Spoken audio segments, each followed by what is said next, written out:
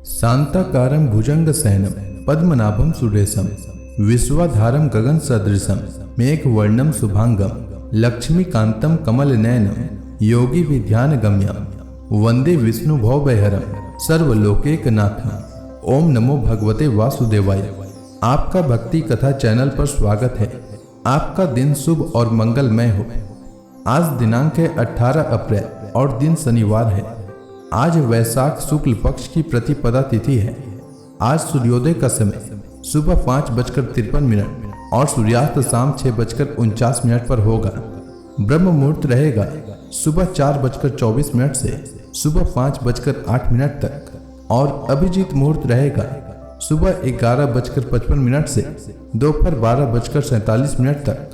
वहीं राहु काल सुबह में 9:07 से सुबह 10:44 तक रहेगा। आइए सुनते हैं वैशाख मास कथा का आज का अध्याय। श्री सुखदेव जी कहते हैं, परीक्षित, देवताओं से यह कहकर ब्रह्मा जी देवताओं को साथ लेकर भगवान अजित के निज धाम वैकुंठ में गए। वह धाम तमोमयी प्रकृति से परे है। इन लोगों ने भगवान के स्वरूप और धाम के संबंध में पहले से ही बहुत कुछ सुन रखा था, परंतु वहां जाने पर उन लोगों को कुछ दिखाई न पड़ा। इसलिए ब्रह्मा जी एकाग्र मन से वेद वाणी के द्वारा भगवान की स्तुति करने लगे। ब्रह्मा जी बोले, भगवान, आप निर्विकार, सत्य, अनंत, आदि पुरुष, सबके हृदय में अंतर्यामी रूप से विराजमान, अखंड एवं अतर्क्य हैं। मन जहाँ जहाँ जाता है वहाँ वहाँ आप पहले से ही विद्यमान रहते हैं। वाणी आपका निरूपण नहीं कर सकती। आप समस्त देवताओं के आराधनीय और स्वयं प्रकाश हैं। हम सब आपके चरणों में नमस्कार करते हैं। आप प्राण, मन, बुद्धि और अहंकार के ज्ञाता हैं। इंद्रियां और उनके विषय दोनों ही आपके द्वारा प्रकाशित होते हैं। अज्ञान आपका स्पर्श नहीं कर सकता। प्रकृति के विकार मरने जीने वाले शरीर से भी आप रहित हैं। जीव के दोनों पक्ष अविद्या और विद्या आप में बिल्कुल ही नहीं है। आप अविनाशी और सुख स्वरूप हैं। सतयुग, त्रेता और द्वापर में तो आप प्रकट रूप से ही विराजमान रहते हैं। हम सब आपकी शरण ग्रहण करते हैं। यह शरीर जीव का एक मनोमय चक्र है। 10 इंद्रिय और 5 प्राण, ये 15 इसके अरे हैं। सत्व, रज और तम, ये 3 गुण इसकी नाभि है। पृथ्वी, जल, तेज, वायु, आकाश, मन, बुद्धि और अहंकार, ये 8 इसमें नेमी है। स्वयं माया इसका संचालन करती है और यह बिजली से भी अधिक शीघ्रगामी है। इस चक्र के धुरे हैं स्वयं परमात्मा। वही एकमात्र सत्य हैं। हम उनकी शरण में हैं, जो एकमात्र ज्ञान स्वरूप, प्रकृति से परे एवं अदृश्य हैं, जो समस्त वस्तुओं के मूल में स्थित अव्यक्त हैं और देश काल अथवा वस्तु से जिनका पार नहीं पाया जा सकता। वही प्रभु इस जीव के हृदय में अंतर्यामी रूप से विराजमान हैं। विचारशील मनुष्य भक्ति योग के द्वारा उन्हीं की आराधना करते हैं। जिस माया से मोहित होकर जीव अपने वास्तविक लक्ष्य अथवा स्वरूप को भूल गया है, वह उन्हीं की है और कोई भी उसका पार नहीं पा सकता। परंतु सर्वशक्तिमान प्रभु अपनी उस माया तथा उसके गुणों को अपने वश में करके समस्त प्राणियों के हृदय में समभाव से विचरण करते रहते हैं। जीव अपने पुरुषार्थ से नहीं, उनकी कृपा से ही उन्हें प्राप्त कर सकता है। हम उनके चरणों में नमस्कार करते हैं। यों तो हम देवता एवं ऋषि गण भी उनके परम प्रिय सत्वमय शरीर से ही उत्पन्न हुए हैं, फिर भी उनके बाहर भीतर एक रस प्रकट वास्तविक स्वरूप को नहीं जानते। तब रजोगुण एवं तमोगुण प्रधान असुर आदि तो उन्हें जान ही कैसे सकते हैं। उन्हीं प्रभु के चरणों में हम नमस्कार करते हैं। उन्हीं की बनाई हुई यह पृथ्वी उनका चरण है। इसी पृथ्वी पर जरायुज, अंडज, स्वेदज और उद्भिज, ये 4 प्रकार के प्राणी रहते हैं। वे परम स्वतंत्र, परम ऐश्वर्यशाली पुरुषोत्तम पर ब्रह्म हम पर प्रसन्न हो। यह परम शक्तिशाली जल उन्हीं का वीर्य है। इसी से तीनों लोक और समस्त लोकों के लोकपाल उत्पन्न होते, बढ़ते और जीवित रहते हैं। वे परम ऐश्वर्यशाली पर ब्रह्म हम पर प्रसन्न हो। श्रुतियां कहती हैं कि चंद्रमा उस प्रभु का मन है। यह चंद्रमा समस्त देवताओं का अन्न, बल एवं आयु है। वही वृक्षों का सम्राट एवं प्रजा की वृद्धि करने वाला है। ऐसे मन को स्वीकार करने वाले परम ऐश्वर्यशाली प्रभु हम पर प्रसन्न हो। अग्नि प्रभु का मुख है। इसकी उत्पत्ति ही इसलिए हुई है कि वेद के यज्ञ यज्ञादि कर्म कांड पूर्ण रूप से संपन्न हो सके।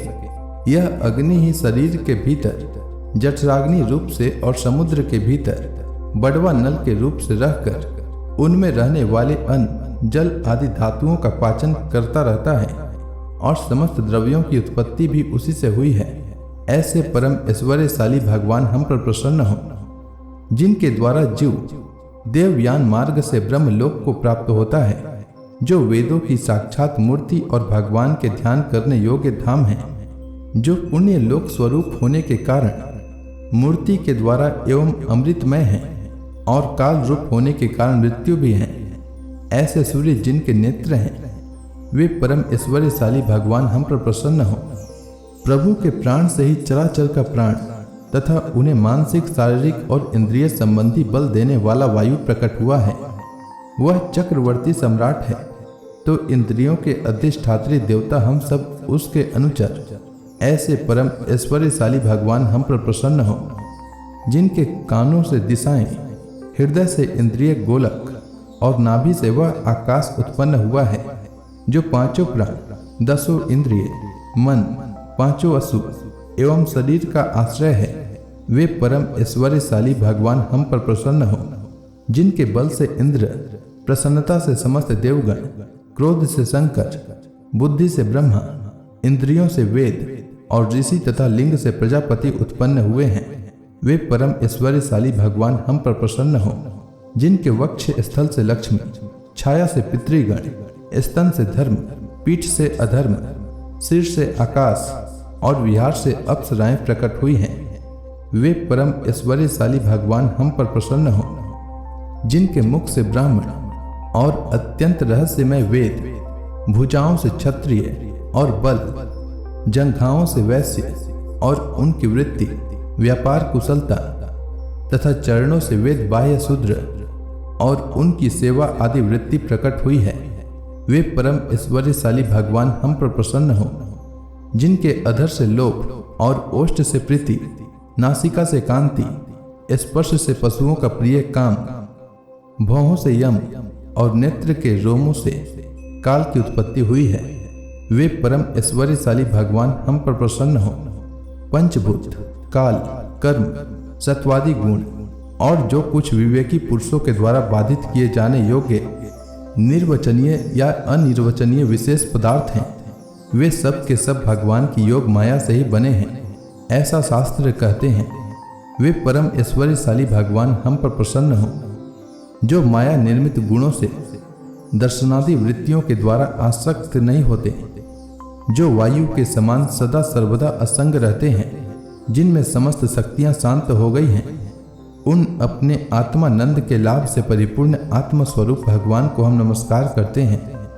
प्रभु, हम आपके शरणागत हैं और चाहते हैं कि मंद मंद मुस्कान से युक्त आपका मुख कमल अपने इन्हीं नेत्रों से देखें। आप कृपा करके हमें उसका दर्शन कराइए। प्रभु, आप समय समय पर स्वयं ही अपनी इच्छा से अनेकों रूप धारण करते हैं और जो काम हमारे लिए अत्यंत कठिन होता है उसे आप सहज में ही कर देते हैं। आप सर्वशक्तिमान हैं, आपके लिए इसमें कौन सी कठिनाई है। विषयों के लोभ में पड़कर जो देहाभिमानी दुख भोग रहे हैं, उन्हें कर्म करने में परिश्रम और क्लेश तो बहुत अधिक होता है, परंतु फल बहुत कम निकलता है। अधिकांश में तो उनके विफलता ही हाथ लगती है, परंतु जो कर्म आपको समर्पित किए जाते हैं, उनके करने के समय ही परम सुख मिलता है। वे स्वयं फल रूप ही हैं। भगवान को समर्पित किया हुआ छोटे से छोटा कर्माभास भी कभी विफल नहीं होता, क्योंकि भगवान जीव के परम हितैषी, परम प्रियतम और आत्मा ही हैं। जैसे वृक्ष की जड़ को पानी से सींचना, उसकी बड़ी बड़ी शाखाओं और छोटी छोटी डालियों को भी सींचना है, वैसे ही सर्वात्मा भगवान की आराधना संपूर्ण प्राणियों की और अपनी भी आराधना है, जो तीनों काल और उससे परे भी एक रस स्थित हैं, जिनकी लीलाओं का रहस्य तर्क वितर्क के परे है। जो स्वयं गुणों से परे रहकर भी सब गुणों के स्वामी हैं तथा इस समय सत्व गुण में स्थित हैं, ऐसे आपको हम बार बार नमस्कार करते हैं। तो इसी के साथ यह अध्याय समाप्त हुआ। तो प्रेम से बोलिए विष्णु भगवान की जय, समस्त देवी देवताओं की जय। इसके आगे की कथा मैं कल के अध्याय में सुनाऊंगा। तब तक के लिए भगवान श्री हरि विष्णु का नाम जपते रहें।